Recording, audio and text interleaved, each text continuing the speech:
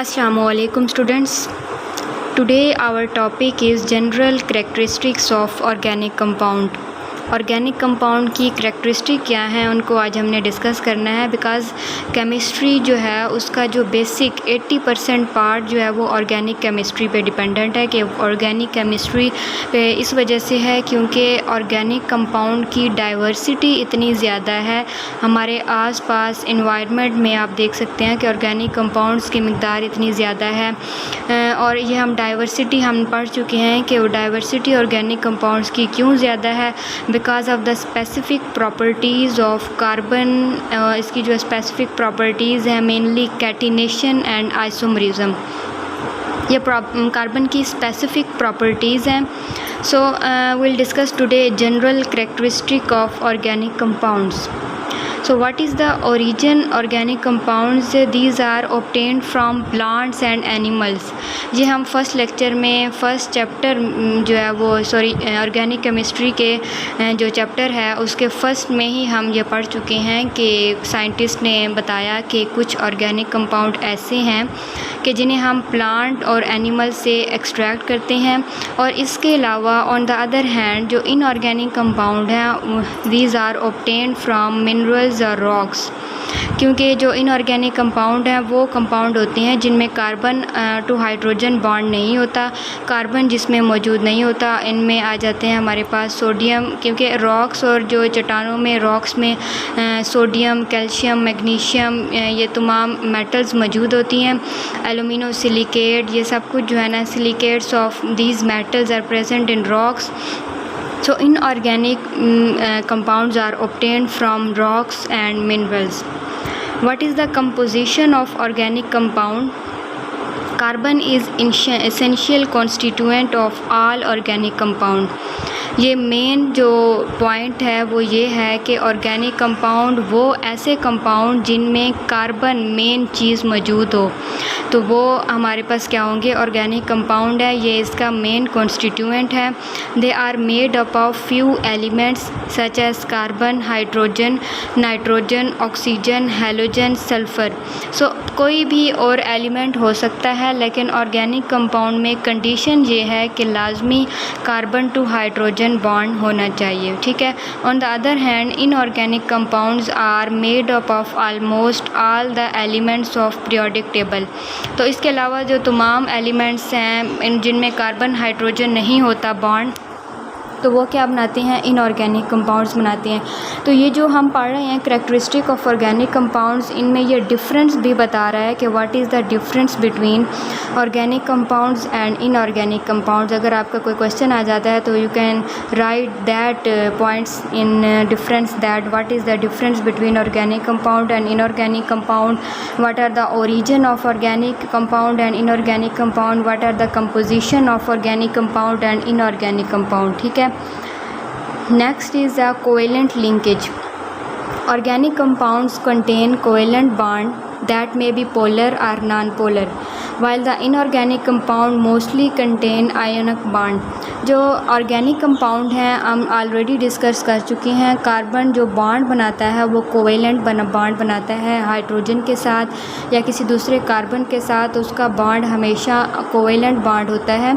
क्योंकि हमारे पास एक कोवेलेंट बॉन्ड तब बनता है जब इलेक्ट्रोनेगेटिविटी डिफरेंस जो है वो 1.7 से कम हो।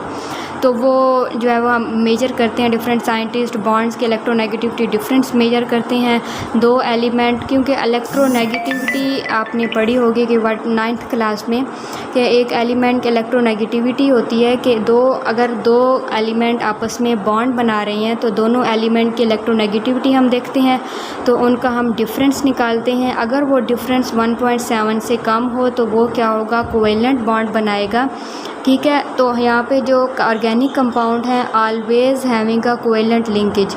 तो कोवेलेंट लिंकेज जो है वो इसमें नॉन पोलर भी हो सकते हैं, पोलर भी हो सकते हैं। और इसके अलावा जो इनऑर्गेनिक कंपाउंड हैं वो आयनिक बॉन्ड बनाते हैं जिसमें एक एलिमेंट्स अपना एक इलेक्ट्रॉन जो है वो दूसरे एलिमेंट्स को कम्प्लीटली जो है वो दे देता है। तो आयनक बांड कोवेलेंट बांड थोड़े वीक होते हैं और आयनक बांड जो है वो स्ट्रॉन्ग होते हैं। तो इसी वजह से हमारे पास जो ये कोवेलेंट लिंकेज होती हैं ऑर्गेनिक कंपाउंड में, ये वीक बांड होते हैं और आयनक जो है वो स्ट्रॉन्ग बांड होते हैं। इस वजह से मेल्टिंग और बॉइलिंग पॉइंट्स का भी डिफरेंस होता है कि जो हमारे पास वीक बॉन्ड होता है कोवेलेंट बॉन्ड ऑर्गेनिक कंपाउंड में, तो उनके मेल्टिंग बॉइलिंग पॉइंट कम हो जाते हैं। और इसके अलावा जो इनऑर्गेनिक कंपाउंड हैं उनके मेल्टिंग और बॉइलिंग पॉइंट जो है वो ज़्यादा होते हैं। Next is the solubility. What is the solubility of organic compound? Organic compounds having non-polar linkages are generally soluble in organic solvents like alcohol, ether, benzene, carbon disulfide, etc. और जो inorganic compounds हैं जिनमें आयनक bond होते हैं वो soluble होते हैं polar solvent में। और जो ऑर्गेनिक कंपाउंड्स हैं जिसमें नॉन पोलर लिंकेज होती है, जिसमें कोवेलेंट लिंकेज होती है, जिसमें जो है वो इलेक्ट्रोनेगेटिविटी डिफरेंस इतना ज़्यादा नहीं होता। आप देख सकते हैं कि अगर दो एटम आपस में बॉन्ड बनाते हैं, अगर एक एटम का इलेक्ट्रोनेगेटिविटी डिफरेंस बहुत ज़्यादा है, उस पर नेगेटिव चार्ज है, और फॉर एग्जांपल आप OH बॉन्ड देख लें जिसमें ऑक्सीजन पे नेगेटिव चार्ज होता है और हाइड्रोजन पे पॉजिटिव, तो इन दोनों में ऑक्सीजन का बहुत ही ज़्यादा इलेक्ट्रोनेगेटिविटी होती है हाइड्रोजन से, तो इनका इलेक्ट्रोनेगेटिविटी डिफरेंस ज़्यादा है, ये बहुत ही पोलर बॉन्ड है, तो ये इनऑर्गेनिक होगा और ये पोलर सॉल्वेंट में सॉल्युबल होंगे, आयनक सॉल्वेंट में लाइक वाटर। लेकिन जो ऑर्गेनिक कंपाउंड हैं उनमें कोवेलेंट लिंकेज होती है और वो नॉन पोलर होते हैं, उनमें दो एटम्स के दरमियान इलेक्ट्रोनेगेटिविटी डिफरेंस इतना ज़्यादा नहीं होता, तो वो नॉन पोलर होते हैं और वो non polar solvent organic solvent में सॉल्युबल होते हैं। तो सॉल्युबिलिटी इसकी क्या है कि ये हमेशा रूल है कि पोलर जो कंपाउंड होते हैं वो पोलर सॉल्वेंट में सॉल्युबल होते हैं, पोलर को डिज़ोल्व करता है और नॉन पोलर को डिज़ोल्व करता है। ठीक है, ये एक रूल आपने माइंड में रखना है कि ऑर्गेनिक कंपाउंड नॉन पोलर हैं वो ऑर्गेनिक सॉल्वेंट में सॉल्युबल होंगे, और जो आयनक कंपाउंड हैं, जो इनऑर्गेनिक कंपाउंड हैं, वो आयनक हैं और पोलर हैं और वो पोलर सॉल्वेंट में सॉल्युबल होंगे। Next is the electrical conductivity. Due to the presence of covalent bonds, organic compounds are poor conductor of electricity. Inorganic compounds being ionic in nature are good conductor of electricity in molten state or any aqueous solution. क्योंकि हमारे पास जो covalent bond होते हैं वो उसमें क्या होता है कि इलेक्ट्रॉन की कोवेलेंट लिंकेज बनाते हैं ऑर्गेनिक कंपाउंड में, तो वो इलेक्ट्रॉन की शेयरिंग करते हैं, तो जिसमें इलेक्ट्रिसिटी की जो कंडक्टिविटी है वो कम होती है। लेकिन जो आयनक बॉन्ड बनाती हैं इनऑर्गेनिक कंपाउंड, तो उसमें इलेक्ट्रॉन एक एटम मुकम्मल अपना इलेक्ट्रॉन दे देता है। फॉर एग्जांपल सोडियम क्लोराइड में आप देख लें, सोडियम क्लोराइड एक साल्ट का एक फार्मूला है जिसमें क्या होता है कि सोडियम के वैलेंस शेल में 1 इलेक्ट्रॉन होता है और क्लोरीन के वैलेंस शेल में 7 इलेक्ट्रॉन होते हैं। तो हर एटम की ये ट्राई होती है, कोशिश होती है कि उसके आखिरी शेल में 8 इलेक्ट्रॉन हो। तो सोडियम को 7 इलेक्ट्रॉन चाहिए ऑक्टेट बनाने के लिए और क्लोरीन को 1 इलेक्ट्रॉन चाहिए, तो 7 इलेक्ट्रॉन तो मिल नहीं सकते, तो सोडियम अपना 1 इलेक्ट्रॉन कम्प्लीटली तौर पे क्लोरीन को दे देता है। तो इस तरह जो ये आयनक बॉन्ड बनाते हैं, जब सोडियम अपना 1 इलेक्ट्रॉन दे देता है तो ये इनमें कंडक्टिविटी जो इलेक्ट्रिकल कंडक्टिविटी है वो बढ़ जाती है। इसमें इलेक्ट्रिसिटी जो है वो होती है मोल्टन स्टेट में और इन एक्वस सोल्यूशन इनकरेक्ट, क्योंकि मोल्टन स्टेट में इस वजह से क्योंकि जब हम इनको मेल्ट करते हैं या किसी सॉल्यूशन में इनको डालते हैं तो ये आयंस में कन्वर्ट हो जाते हैं। सोडियम पॉजिटिव अलग हो जाता है, क्लोरीन नेगेटिव सेपरेट हो जाते हैं। तो जब ये सेपरेट होते हैं तो ये इलेक्ट्रॉन जब को जो सोडियम ने जो अपना इलेक्ट्रॉन देना है तो वो सॉल्यूशन में अपना इलेक्ट्रॉन देता है, तो इस तरह जो ये आयंस हैं आयंस बना देते हैं, तो इनमें आयंस के दरमियान इलेक्ट्रिसिटी कंडक्ट होती है। तो इस तरह ऑर्गेनिक कंपाउंड जो है वो पुअर कंडक्टर ऑफ इलेक्ट्रिसिटी हैं, बट जो इनऑर्गेनिक कंपाउंड हैं वो इलेक्ट्रिसिटी कंडक्ट करते हैं मोल्टन स्टेट में या सॉल्यूशन स्टेट में, एक्वस सॉल्यूशन स्टेट में। मेल्टिंग एंड बॉइलिंग पॉइंट्स जो क्या होते हैं, organic compounds have low melting and boiling points. मैं ये ऑलरेडी डिस्कस कर चुकी हैं इनके लो मेल्टिंग और बॉइलिंग पॉइंट्स क्यों होते हैं, because of the covalent linkage. And inorganic compounds on the other hand have comparatively high melting and boiling points because of the ionic bond. Next is the stability. Since organic compounds have low melting and boiling point, they are less stable than inorganic compounds, क्योंकि इनके जो covalent linkage होता है वो weak bond होता है, इनकी stability इतनी ज़्यादा नहीं होती। लेकिन जो इनऑर्गेनिक कंपाउंड हैं जो आयनिक बॉन्ड बनाते हैं जिसमें कंप्लीट इलेक्ट्रॉन जो है वो अपना कम्प्लीटली जो है वो एक एटम अपना इलेक्ट्रॉन दे देता है, ये स्ट्रॉन्ग बॉन्ड बनाते हैं। इस तरह इनकी स्टेबिलिटी भी उतनी ज़्यादा होती है, ये जल्दी जो है वो टूटते नहीं हैं। लेकिन जो कोवेलेंट लिंकेज होते हैं कंपाउंड, ऑर्गेनिक कंपाउंड, इनमें स्टेबिलिटी थोड़ी कम होती है क्योंकि बॉन्ड वीक होता है। Combustibility, organic compounds with high percentage of carbon are generally combustible, क्योंकि आपके घरों में जो मीथेन गैस आती है तो वो एक ऑर्गेनिक कंपाउंड है, तो इनमें जो कंबस्टिबिलिटी होती है, जलने की जो सलाहियत होती है वो ज़्यादा होती है ड्यू टू कार्बन। जब आप देखते हैं कि लकड़ियाँ जब जलती हैं तो कोयला बनता है, तो वो जो कोयला होता है उसमें भी कार्बन होता है, तो वो इस तरह जो कार्बन है उसकी कंबस्टिबिलिटी ज़्यादा होती है। On the other hand, inorganic compounds are mostly non-combustible. Next is the isomerism.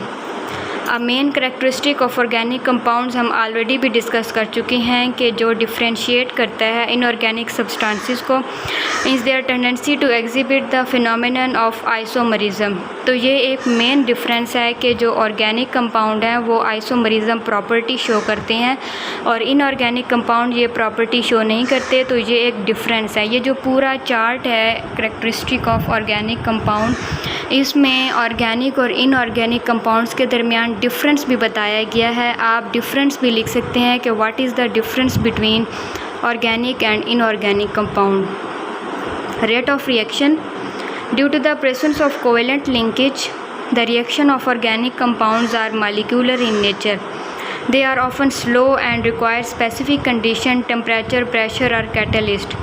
अब कोवेलेंट लिंकेज की वजह से इनके जो रिएक्शन होते हैं ऑर्गेनिक कंपाउंड्स के वो मॉलिक्यूलर इन नेचर होते हैं, इनके जो स्लो प्रोसेस होते हैं या 2 स्टेप रिएक्शन भी हो सकते हैं, फर्स्ट स्टेप रिएक्शन भी हो सकते हैं। इनके ऑर्गेनिक कंपाउंड में लाजमी नहीं है कि हर कंपाउंड ही इनकी स्टेबिलिटी कम होती है, कुछ ऐसे कंपाउंड भी होते हैं जिनमें इलेक्ट्रोनेगेटिविटी की वजह से या कोई और इनके होते हैं प्रॉपर्टीज़ की वजह से इनमें जो बॉन्ड होता है वो इतनी जल्दी नहीं टूटता। तो इनके जो रिएक्शन होते हैं या तो 2 स्टेप भी रिएक्शन हो सकते हैं, 1 स्टेप रिएक्शन भी हो सकते हैं। तो ये स्लो रिएक्शन हो तो इनको जो है वो प्रेशर, कैटलिस्ट या टेम्परेचर दिया जाता है ताकि रिएक्शन को हम फास्ट कर सकें, रेट ऑफ रिएक्शन हम बढ़ा सकें। तो these are the specific general characteristic of organic compounds हमने जो है वो आज डिस्कस कर ली हैं कि कौन कौन सी हैं।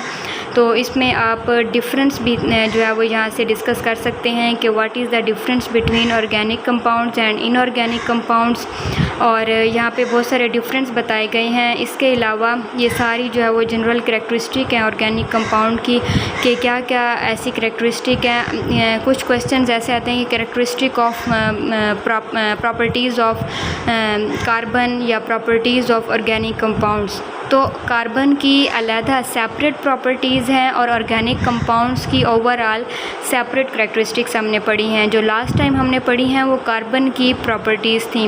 अब हम टोटली ओवरऑल ऑर्गेनिक कंपाउंड की प्रॉपर्टीज़ देख रहे हैं कि उनकी करैक्टरिस्टिक क्या हैं। तो आज हमने इनको जो है वो डिस्कस किया है और इसके अंडर हमने दूसरा टॉपिक भी डिस्कस कर लिया है कि what is the difference between organic compound and inorganic compound. ठीक है, रेट ऑफ रिएक्शन भी हमने डिस्कस किया है कि किस तरह कोवेलेंट लिंकेज की वजह से जो ऑर्गेनिक कंपाउंड का रेट ऑफ रिएक्शन होता है वो स्लो होता है। तो उसको फास्ट करने के लिए या तो हम टेम्परेचर ज़्यादा कर देते हैं या हम प्रेशर ज़्यादा देते हैं या कैटलिस्ट देते हैं। कैटलिस्ट भी एक किस्म का एक कोई भी एटम होता है या कोई भी एक एलिमेंट्स होते हैं जो हम रिएक्शंस के अंदर डालते हैं, जो रिएक्शन चल रहा होता है उसको इंक्रीज़ करते हैं, उनको कैटलिस्ट कहा जाता है। जो रेट ऑफ रिएक्शन को इंक्रीज़ कर देते हैं, जिस रास्ते से रिएक्शन चल रहा होता है उसको शॉर्ट कर देते हैं ताकि वो जल्दी प्रोडक्ट बना दे। ठीक है, तो this is the lecture about the characteristic of organic compound. तो आज तक के लिए इतना ही काफ़ी है। नेक्स्ट इंशाल्लाह हम डिस्कस करेंगे। एंड अगर आपके माइंड में कोई क्वेश्चन है तो आप ज़रूर कमेंट करें। और अगर आप ये वीडियो एक ही देख रहे हैं तो आप पीछे से पूरे फ़र्स्ट चैप्टर से स्टार्ट कर सकते हैं।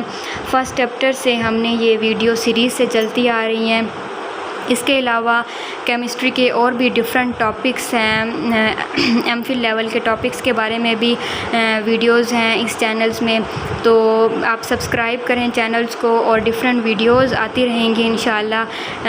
एफएससी के से रिलेटेड वीडियोस होंगी, बीएस लेवल से रिलेटेड वीडियोस होंगी। इंशाल्लाह आपको इससे बहुत फ़ायदा मिलेगा। सो अल्लाह हाफिज़।